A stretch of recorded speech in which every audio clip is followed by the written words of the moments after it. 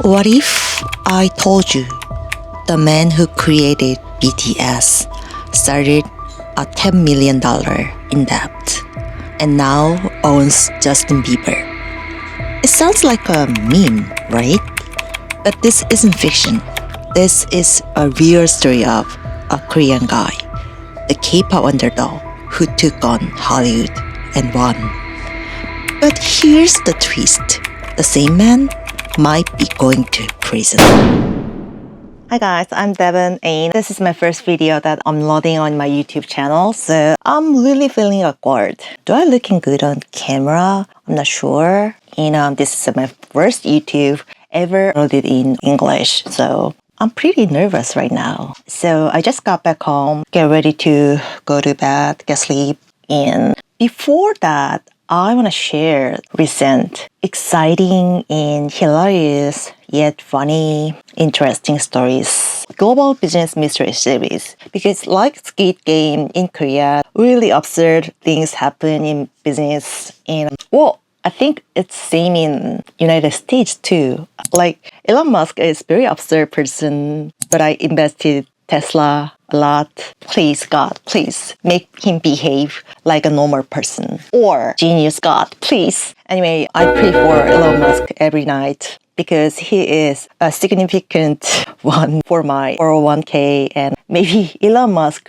would be the only one who could care about my future as an investor because I didn't marry yet. So that means the one male on the earth that I can believe in for my future is Elon Musk, that I invested in Tesla stock so much. Damn it. I invested it before he get into Trump's government. It almost dropped like in half. At the time, he was the one that I most hated on the earth, but now I don't have any options but love him, support him. So please, Elon Musk, make my stocks good again. Damn it. So today, my favorite singer's single is released. He is Jin of BTS. Oh my god, I need to tell you this about the wildest success story of music industry for real. You're talking about a man who went from drowning in debt to literally owning the careers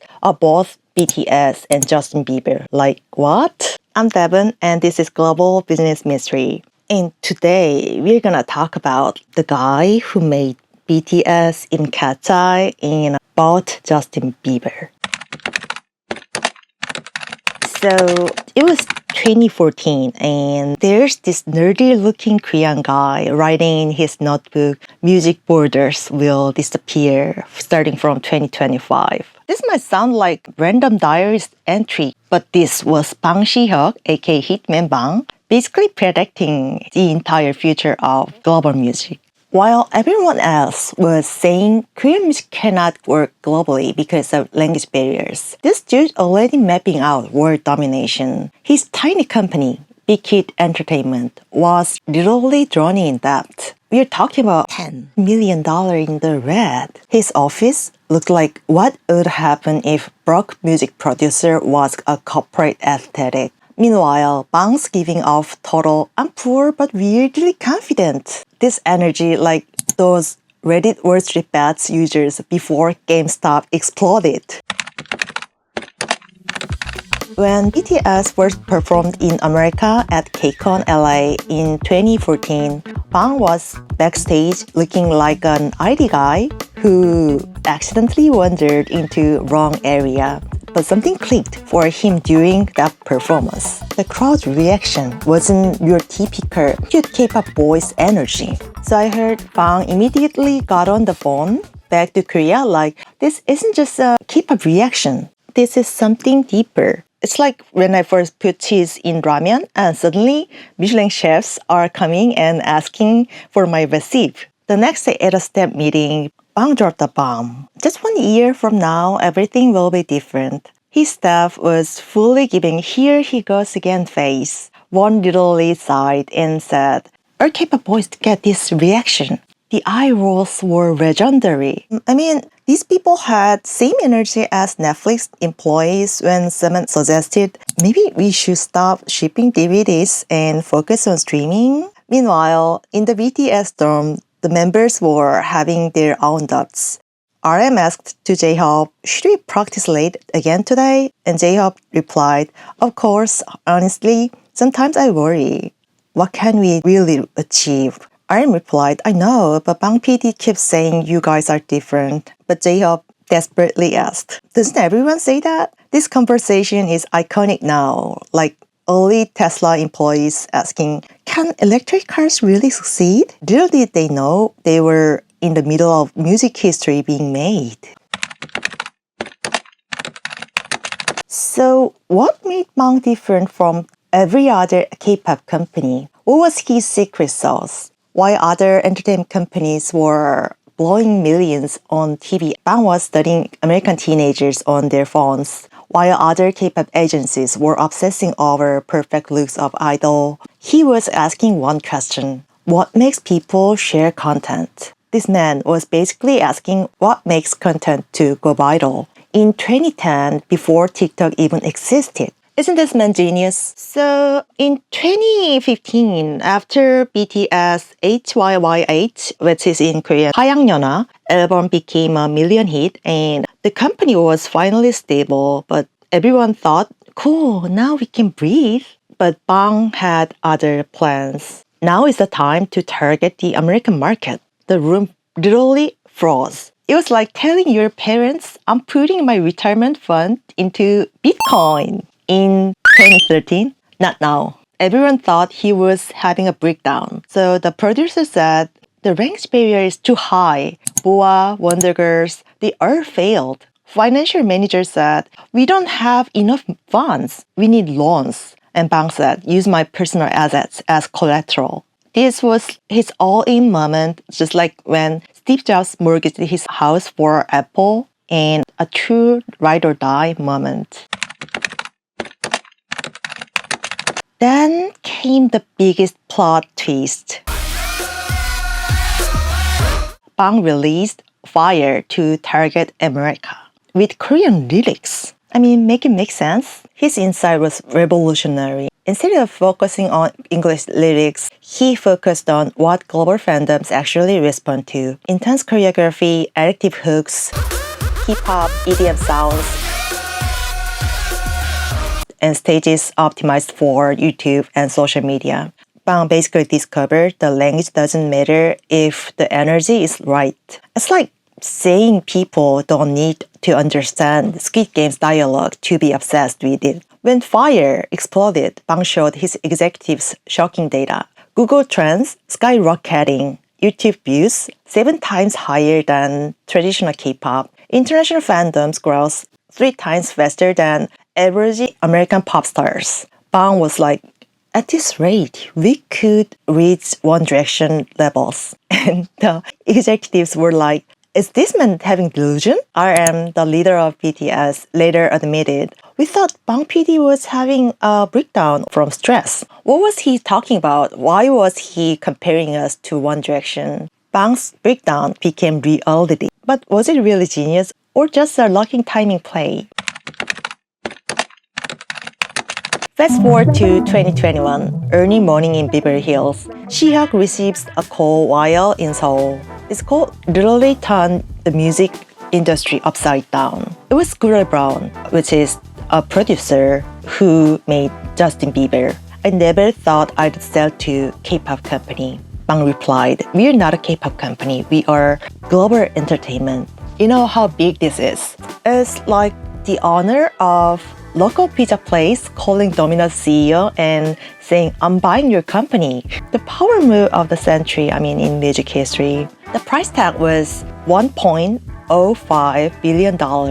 Hive, formerly Big Hit, acquired Ithaca Holdings. Suddenly Bang owned not just BTS, but also Justin Bieber, Ariana Grande, and Demi Lovato. The industry was shook at. This would be like Samsung acquiring Apple. Everyone asked, why did Scooter Braun sell to a Korean company? And there are really lots of articles spread on the internet. But the better question was, what did Bang see nobody else did. So, in a high-end restaurant, two K-pop moguls met, Bang Si-hyuk and JYP's Park Jin-young. This meeting had the same energy as Mark Zuckerberg and Elon Musk having a secret dinner.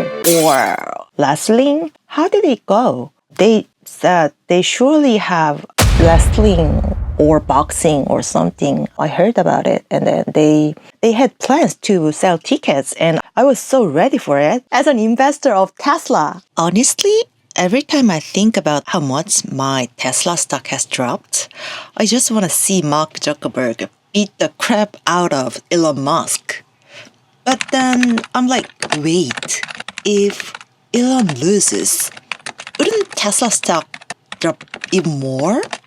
And if that happens, what happens to my retirement? Am I just screwed? Should I cheer for Elon Musk that I invested in Tesla stock so much? Damn it. So Bang said, we're missing something. And Park replied, what? Bang said, casual fans. Bang pulled his tablet and showed shocking data. K-pop is consisted of 100% hardcore fans. Compared to K-pop, pop is 20% hardcore fans and 80% of casual listeners. So this insight was brilliant. It's like asking why does pizza work globally but kimchi doesn't? Bang had identified K-pop's final barrier to global domination. K-pop is basically all in or not interested. You need to be hardcore fans to buy albums and go to concert. But in pop market, you don't have to be in Maroon 5 or Beyonce's fan club to listen their songs, buy their albums, and go to their concerts. I mean, they casually go to concert, and even the concert ticket is really high in price, and it's really hard to get. This was basically Netflix realizing we cannot just target movie buffs. We need casual viewers too. So Bang said, pop is a pyramid, wide base of casual fans and narrow of hardcore fans. Unlike that, K-pop is pillar, deep down and narrow. In 2021, Bang dropped another bombshell in a late-night LA hotel meeting. Let's create a global girl group using K-pop methodology. The Geffen Records executives looked completely baffled. When Bang showed them BTS global success data, the room was silent. So this was like telling someone prove it works and then handing them the receipt with success built in. Have you seen the documentary on Netflix about Cat's Eye? This project became a phenomenon. 120,000 people auditioned. Netflix documented the whole process, Popstar Academy. And viewers watched these girls become K-pop stars in real time. The Cat's Eye members came from France, Switzerland, United States, Brazil, Argentina, and Korea. But here's the twist. Out of 9 members, only 1 was Korean. The training process was brutal. Daniela was crying, and my feet are bloody. I wonder if this is really necessary. And Manon was like, nobody does in America. That's why we're different. The clock showed 2 a.m. This was K-drama material. Yooncha was the only Korean member. She said, this is normal in Korea. My biggest fear was whether we could make it together. But the struggles of HI members were nothing compared to the nuclear bomb that was dropped on K-pop industry. Something never happened before in history of K-pop. The member Lara opened up about her identity, sharing that she's known she was a lesbian since childhood. Lara said, I was worried my sexual identity would be the issue. But Chairman Bang said, that's your strength. Hold up, what did you just say? Yo, this wasn't just some little cute challenge moment in Netflix stock. This was about to become a biggest paradigm shift in K-pop history. We're talking about an industry where idols couldn't even breathe near someone of the opposite gender without causing a scandal. In the other day, BTS V and IU just had a casual dinner at Michelin 3-star restaurant Mosu. The chef, who is featured on Culinary Level War, which is a big hit series in Netflix. And the restaurant recently opened again after renewal, and it became a scandal, and it is just documented on Korean portal site. So idols cannot casually meet opposite gender. It could be news. K-pop 101. So these companies traditionally treated their idols like they were born in bubble lab. No dating, literally contractually forbidden. No partying, and absolutely no public discussions about sexuality. That wasn't the standard. I like opposite gender someday, maybe like when my company allows in like 2045 something. So when Lala casually dropped that bomb, the entire industry collectively gasped. And then it happened. March 2025, Lala went on Reverse, did what no K-pop idol from major company had ever done before. She came out. She told the world she was attracted to women, calling herself half fruitcake. Honestly, the cutest way to come out ever. And said she'd known since she was 8. Coming out can be scary, she wrote. But now I'm proud of this part of me, not ashamed at all. The comment section exploded faster than those TikTok pasta recipes during quarantine. But here's the gag. Instead of the company trying to hide it or issuing some vague statement, Bang Si-hyuk and HYBE stood firmly behind her in an industry where companies would panic if their idol was caught eating carbs. Bang was out here embracing authentic identity like it was the secret sauce all along. This wasn't just Lara leaving her trust. This was the Bang Si-hyuk saying to the entire K-pop industry, "You're rule book? I'm not just rewriting it, I'm setting it on fire." So the best part? The group's debut EP was literally called Sis, Soft is Strong, the anonym. I mean, could there be more perfect title for this whole revolutionary moment? It's like Bang had planned the whole thing as the ultimate mic drop to the industry. I mean, in a business built on fantasy or perfection, Bang saw that Gen Z and younger audiences were actually craving authenticity. Once again, he was playing chess while everyone else was playing checkers. In Korean, we have special expression like 다 바둑 두는데 너 오목 두냐? I don't know if 오목 is played in Western countries. And the results?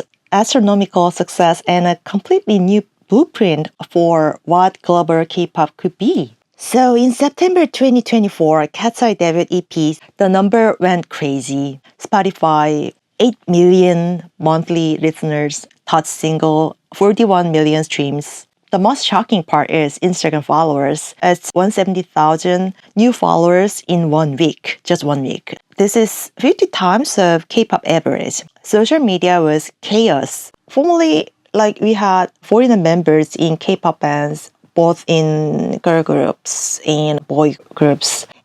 But normally they're Asians. For example, Lisa from Thailand in Blackpink, and we have some of Japanese girls in Twice, and we have beautiful Chinese goddess Ning Ning in aespa, and another Japanese girl, Giselle in aespa, which is my favorite member. But Cat's Eye literally expanded. So it is now literally borderless music. As Bang told Time magazine, he's not expanding K-pop worldwide. He's making Korea's creative system the standard for our pop music. Industry analysts literally call him the man who reverse engineered Hollywood. This is revolutionary cultural reverse engineering. Numbers are mind-blowing. BTS economy effect, 1.7 trillion won annually. HYBE cap exceeds Hollywood studios' global K-pop market, $11 billion. 4 times growth in 5 years. The most amazing part? Bang had written all of this in his notebook 10 years ago. Music borders will disappear starting from 2025. This wasn't a prediction. This was a plan. So, what's next? Industry rumors are wild. HYBE developing AI idols, leaving Korea entirely for global markets. Is it true? Nobody knows yet. The Bang Si-hyuk saga isn't over. It's just entering its most dramatic chapter yet. Remember that nerdy guy who started with 100 million in debt and built a global music empire? The man who could predict the future and bought Justin Bieber's management company? But here's a shocking fact I haven't told you yet. This same man is now facing the possibility of going to prison. The charges against him could result in up to life in prison. Aren't you curious? I will tell you all about it in the next episode.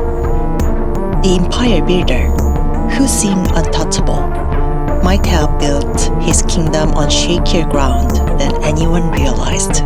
Subscribe now because, trust me, you're not gonna wanna miss what happened next.